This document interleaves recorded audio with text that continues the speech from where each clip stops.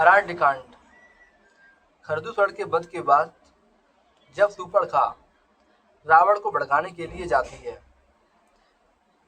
तो इसकी शुरुआत अराध्यकांड धुआं 20 का की चौपाई 3 से होती है। धुआं देख खरदूषण केरा, जाए सुपनखा रावण प्रेरा, बोली बचन क्रोध करे भारी, देश कोस कहे सूरत बिसारी। खरदूषण का विध्वंस देखकर सूर्पणखा ने जाकर रावण को भड़काया। वह बड़ा क्रोध करके बोली, तूने देश और खजाने की सुधि बुला दी।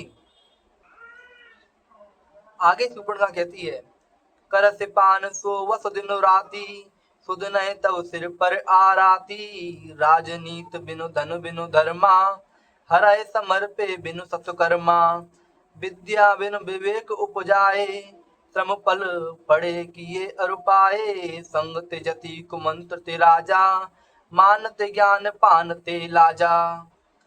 शराब पी लेता है और दिन रात पड़ा सोता रहता है, तुझे खबर नहीं है कि शत्रु तेरे सिर पर खड़ा है।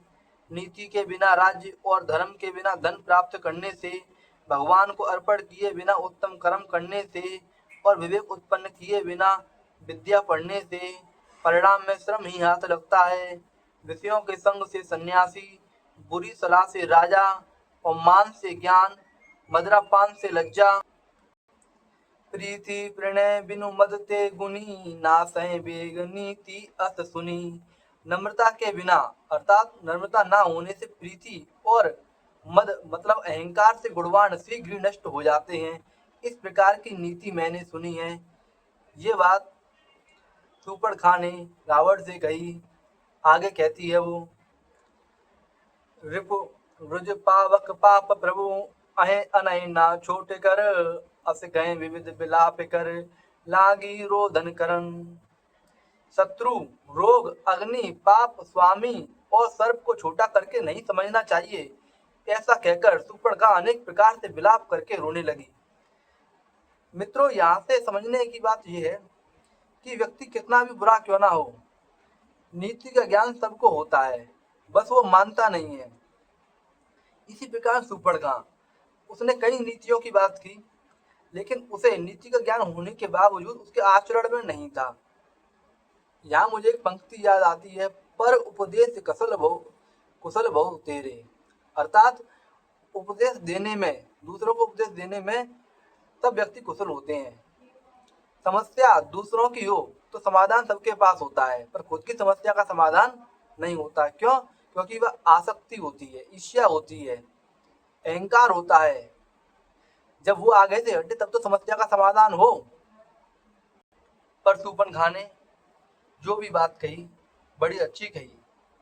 उसने कहा कि नीति बिना राज्य, बिना पॉलिसी के राज चल नहीं पाता। धर्म के बिना धन प्राप्त करने से, धर्म के बिना धन प्राप्त कर रहे हो उसमें भी हानि है, और भगवान को अर्पण किए बिना उत्तम कर्म करने से तो भी श्रम ही हाथ लगता है, और विवेक उत्पन्न किए बिना विद्या पढ़ने से। अब तुम रामायण, गीता, कई सारी चीजें पढ़ो, लेकिन तुम उसका अर्थ समझ नहीं रहे हो, अपने विवेक से अर्थ समझ नहीं रहे हो, तो तुम्हें श्रम हाथ लगेगा।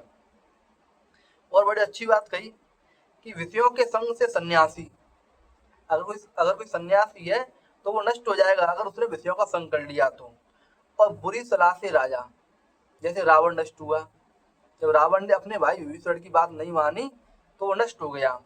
और मान से ज्ञान, जब व्यक्ति को अहंकार हो जाता है तो उसका ज्ञान छोटा हो जाता है, तो अर्थात नष्ट हो जाता है, जब वो अपने आप को ज्ञान से उच्च समझता है तब।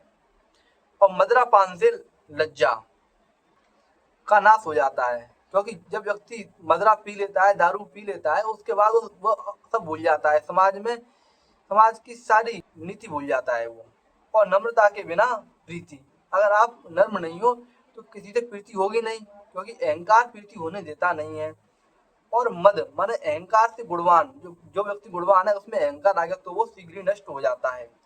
और बड़ी अच्छी बात कही, शत्रु, रोग, अग्नि, पाप, स्वामी और सर्प को छोटा करके नहीं समझना चाहिए। शत्रु छोटा हो तो भी उससे संभल के रहे। रोग अगर छोटा है तो उसे तुरंत नष्ट कर दे। अग्नि को भी, अग्नि अगर अगर कैसे भी करके फैल गई तो वो सब कुछ नष्ट कर देगी। और पाप चाहे छोटा हो चाहे बड़ा हो, अगर पाप छोटा है तो वो धीमे धीमे करके आपको बड़े पाप करवाने लग जाएगा।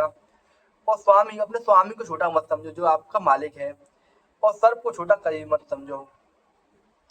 इसी के साथ मित्रों, हमें समझने आता है कि अच्छी बातें हर कोई कर लेता है, पर जो व्यक्ति आचरण में लेके आए वही व्यक्ति महान है। जय श्री राम।